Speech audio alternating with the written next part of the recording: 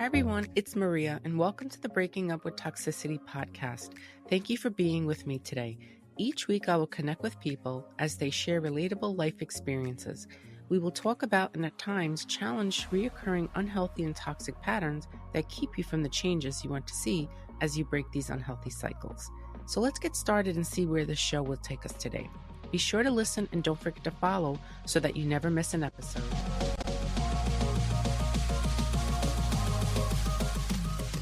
Welcome back to Breaking Up With Toxicity. I'm Maria Shkreli, a licensed mental health therapist, and this is the space where we talk, sometimes uncomfortably, honestly, and then about unhealthy dynamics, emotional survival, and what it actually takes to break cycles that were never yours to even begin with. This podcast isn't about quick fixes or feel-good platitudes. It's about understanding patterns, naming what hurt you, and learning how to stop carrying what was normalized but never healthy. Whether you're navigating family dysfunction, complicated relationships, emotional neglect, personality dynamics, or even the quiet grief that shows up when you finally choose yourself, this space is for you. Because healing isn't about moving forward all the time. It's about understanding what shaped you to begin with, what you adapted to, and what you're finally allowed to let go of. And today's episode is actually often misunderstood, and it's misunderstood parts of growth. Something I see in my work, but almost never see talked about openly. And that's when healing feels like grief. So if you're listening and thinking, why does sometimes doing the right thing feel so heavy? Well, then maybe you should stay with me. Welcome to Breaking Up With Toxicity. I want to start today by saying something that most people never hear when they begin healing. If growth feels painful right now, this does not mean that you're doing it wrong. It means you may be doing it with honesty. Because there's a side of healing that many people don't talk about that is not glamorized, and no one posts these quotes about it online, or actually rarely that they do. No one puts it on a mug or even on a hoodie. And that's the part where healing doesn't feel empowering. That's what it feels like. And that's the part when healing doesn't feel empowering to you. It feels like grief. And that can be incredibly confusing for so many people. People come to therapy or start reading self-help books or finally begin setting boundaries, expecting immediate relief. They expect clarity. And they expect confidence to come along with this. And they expect peace with it. And instead, what happens? What often shows up first is the sadness, the loneliness, and actually a very strange emptiness. And sometimes even regret. And that regret doesn't always show up in obvious ways. Sometimes it shows up when you're driving home after saying no for the first time and you suddenly feel sick to your stomach. Or when you don't answer a text right away and realize that no one is chasing you anymore. No one is texting you anymore. No one is blowing up your phone anymore. No one is demanding an explanation. And instead of relief, you oddly do feel abandoned. And then the thought creeps in, if this is healthy, why does this hurt so much? Why am I feeling all this? That's what we're going to talk about today. Because growth often includes loss, and no one prepares anyone for this. And I want you to know right now, before we go any further, there is nothing wrong with you feeling this way. Grieving doesn't just occur when someone passes away. Grieving occurs when you lose a relationship, when you lose a friendship. I want you to imagine someone sitting across from me in a session. They're doing all the right things. They've stopped engaging in toxic dynamics. They've distanced themselves from relationships that drain them. They're learning how to speak up and have a voice, how to pause instead of over-explain, and even how to tolerate discomfort instead of rescuing everybody else all the time. And then they look at me and say, I really thought I'd feel better by now, but you know what? I just feel really sad. Sometimes that sadness shows up when they realize their phone is a lot quieter, or when they're no longer invited into family gossip, or when they stop being the person everyone vents to, and suddenly they don't know where they belong anymore. They feel so lost.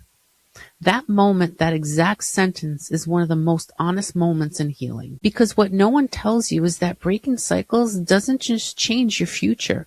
It changes your past. It forces you to look back and realize how much of your life was shaped by survival. And survival comes with attachments. And when you grow, you don't just gain healthier patterns. You lose the old ones. And those old patterns, as unhealthy as they were, once actually did keep you safe. They helped you belong. They helped you stay connected. They helped you feel needed, valued, or even chosen at times. Letting go of them can feel like losing part of yourself. For some people, this shows up at work. You stop overperforming. You stop staying late. You stop saying yes to every extra task that's asked of you. And then suddenly your boss seems distant, coworkers seem colder, and you're left wondering if your worth was tied to how much you sacrificed. For others, it shows up in romantic relationships. You stop chasing, you stop fixing, and you stop proving. And the relationship either collapses or it reveals that the connection actually only existed because you were doing all the emotional labor. And that realization can be very devastating for some people. One of the first things people grieve in healing is relationships that can't come with them. And this is one of the hardest truths to accept for so many people. You don't outgrow people because you're better than them. You outgrow people because the version of you that tolerated certain dynamics no longer exists anymore. And that is very painful. Sometimes these are family relationships. Sometimes it's a parent you hoped would finally understand you. Sometimes it's a sibling who benefited from you staying quiet. And sometimes it's a friend who only knew you when you were the fixer, right? The listener or the flexible one for them. And sometimes it's realizing that holidays feel very different now, that you dread family gatherings, not because you're anxious, but because you're aware now. And awareness changes everything for many people. And when you change, they can feel this. Not because you announced it, not because you explained it, but because you stopped bending. That's what happened. And suddenly the relationship doesn't work the way it used to. That loss can feel deeply personal. It can feel like rejection, even when you're the one who's made the change. And there's a very real grief in realizing that love, for some people, was conditional on you staying small, silent, or even self-sacrificing. That realization really hurts. Not because you want to go back, but because you wish it didn't have to be that way. Another layer of grief that people rarely talk about is mourning the version of yourself that survived by adapting, for whatever reasons. This is a quiet grief, and it's a complicated one, because it can't be all about the other person. You did play a role in this, because that version of you wasn't weak. They were resourceful. They were intuitive. They were resilient. They learned how to read the room. They learned how to anticipate the moods. And they learned how to keep the peace, avoid the conflict, earn approval, or even disappear when it was necessary. Sometimes this shows up when you realize you don't know what you want anymore. You've spent so long tracking other people's needs that the silence feels so uncomfortable. Free time standing is very unsettling. You know you're no longer in crisis, and yet you don't know how to rest. So that version of you did exactly what they had to do. And when you heal, you don't erase that old version of them, but you do stop living as them. And sometimes people feel guilty about that. They'll say things like, I don't recognize myself anymore, or I don't know who I am without the chaos. And that's not a failure of healing. That's actually the middle of it. Because when survival is no longer required, identity has to be rebuilt. And that can feel very terrifying. There is also grief in realizing how long you lived without what you needed. This is the grief that hits people out of nowhere. You start learning about emotional safety, secure attachment, healthy communication, and suddenly you feel so angry, right? Angry at yourself. Why did you enable everything that you've enabled? This is not fault or shame. This is learning how to recognize your role in this dynamic. And then you also learn about, why am I feeling so sad? And then why do I also feel so hollow? You might watch someone else's healthy relationship and feel a lump in your throat. Or you hear someone talk about being supported and realize you've never experienced that without strings attached. This is not because you're broken, but because you finally see what was missing. And that grief often sounds like, no one ever showed me this, or I didn't know it could be different. I didn't know I could do different. And this is also a time when you start to reflect about your own past prior to that relationship. Your patterns were always there. And then you'll also hear, if I had learned this sooner, my life might have looked different. I'm uncertain about that because sometimes I believe that your path is going exactly how it's supposed to. And then it is up to you to decide what you learn from those lessons. This is a real grief. And it doesn't mean that you're ungrateful. And it doesn't mean that you're stuck in the past. It means you're integrating truth. You're letting yourself feel what was once too unsafe to feel.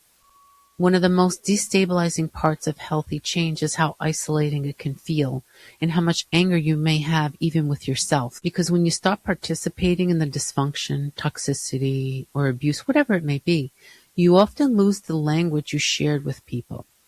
You no longer bond over complaining. You no longer bond over chaos. You no longer bond over rescuing or fixing anyone. Sometimes this shows up when friendships fade quietly, not through conflict, right? But through distance.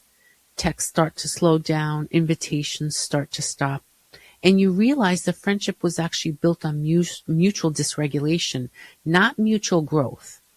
And people may say things like, you've changed, or you're so different now, or you're not as fun as you used to be. And in a way, they're actually right. You are different. You're more intentional, you're more aware, and you're more selective. And that can feel so lonely before it starts actually feeling liberating. I want to pause and say something directly to you as the listener. If you're grieving while healing, you're not regressing. What you're doing is you're processing. Grief is not a single sign that something is wrong. It's a sign that something mattered. People don't move through stages in life without experiencing some of it. Now, over time, what changes is the intensity and frequency of the grieving process. There are 5 stages of grief. The first one is denial. This isn't happening, right? It's a shock buffer. Your mind buys time to process the loss. And then we have the second stage. Why did this happen? This is where the frustration, resentment, or blame at people, life, even yourself, even the person you lost. And then you have bargaining, if I only, or what if. This is mental negotiating that goes on to undo or soften the pain that you're experiencing. Then there's the depression. I'm really sad and this hurts. This is the deep sorrow, the emptiness, the withdrawal, fatigue. This is not weakness, it's acknowledgement. And then the final one is the acceptance. Okay, this happened, and I'm going to learn to live with it by finding a way forward. Grief is not linear. Remember that. It zigzags. It goes in all different stages. And you go from 1 to 4 to 3 to 2. The intensity and frequency changes. And you can feel the multiple stages at once also. There's no timeline and there's no right way to grieve. And remember, grief is not just loss beyond death. It's breakups, it's health, it's identity, jobs, and dreams. If you're grieving while you're healing, you're not regressing. What you're doing is you're processing. Grief is not a sign that something is wrong. It's a sign that something mattered. And sadness during healthy change is not pathology. It's humanity. We don't talk enough about this because culturally we treat healing like a glow up. It's like a straight line, like something that should feel empowering at every step. But real healing often feels very quiet, very heavy, very lonely, very sad, and very tender. It asks you to sit with the discomfort instead of distracting yourself from it.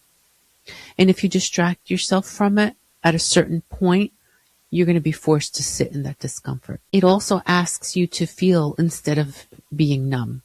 And that takes a lot of hard work. There's a moment in therapy where people often say, I just want to go back to how things were. I just want to step back with what I'm familiar with. And I want to normalize that thought for all of you. Not because going back is the answer, but because longing for familiarity is so human. Even unhealthy familiarity can feel safer than unfamiliar health. Because at least you know the rules before. You knew exactly how to fit in. You knew what to expect.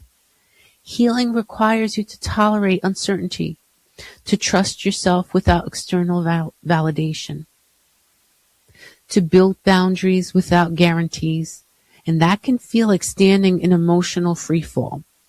Another form of grief that doesn't get enough attention is grieving the fantasy. The fantasy that if you tried hard enough, someone would have changed. The fantasy that one more conversation, just one more, would make them understand and hear me and see me. The fantasy that love could fix what accountability never did. This often shows up when you stop drafting messages in your head, when you realize that there's nothing left to explain, and instead of relief, there's actual emptiness. Letting go of that fantasy is extremely painful because hope, right? Hope, even misplaced hope, gives structure to suffering. And when you release it, you're left with reality. And reality can feel so stark, but reality is also where freedom lives. I want to say something gently but clearly.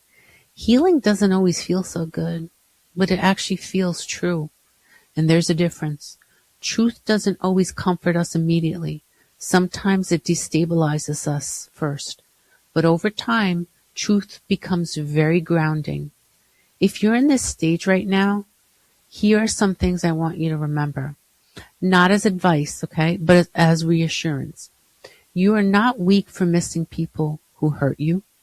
You are not broken for feeling sad after making healthy choices. You are not failing because joy hasn't fully arrived yet.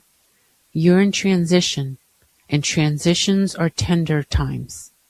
One of the most powerful shifts that happens during the grief-filled phase is learning to sit with yourself without any judgment. Instead of asking, what's wrong with me? You begin asking, what am I letting go of? Instead of saying, I should be over this, you say, this did actually matter to me. That shift alone is healing. You're letting go of resentment and anger, and you're also letting go, faulting the other person for everything. Over time, and this is important, grief and healing changes. It doesn't disappear overnight, but it absolutely does soften. It becomes wisdom. It becomes discernment, and it becomes clarity. You stop romanticizing what you escaped. You stop questioning your instincts. You stop chasing closure from people who couldn't give it. And one day you realize something quietly profound. You're no longer grieving all the time. What you're actually doing is living. I want to end this episode by saying this. If healing feels like grief, it's because you're honoring what was real, even if it was unhealthy. And honoring your past does not mean you're returning to it. It means acknowledging the cost, breaking up with cycles, recognizing your roles, seeing the lessons, you're recognizing the patterns, and you're choosing yourself anyway. And that's not selfish. If this episode resonated with you, if you put words to something you haven't been able to explain, I want you to know that you're not alone in this part of the journey. This is not the end. This is the crossing.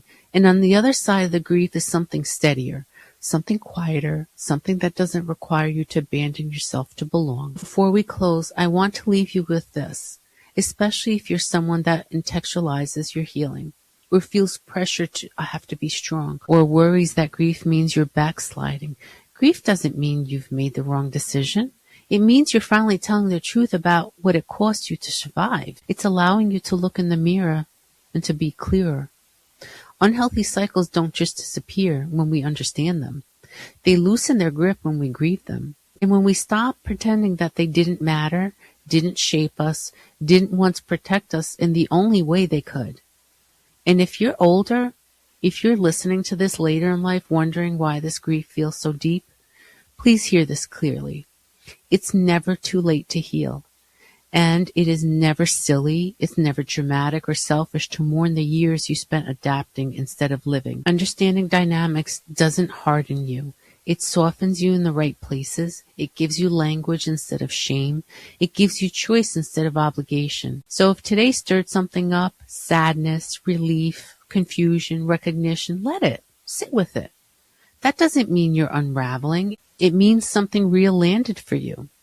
Thank you for trusting this space. Thank you for doing the work that no one claps for. And thank you for being willing to feel instead of repeat. This is Breaking Up with Toxicity, and we'll keep naming what hurts so it no longer controls you. Thank you for being here. See you next time.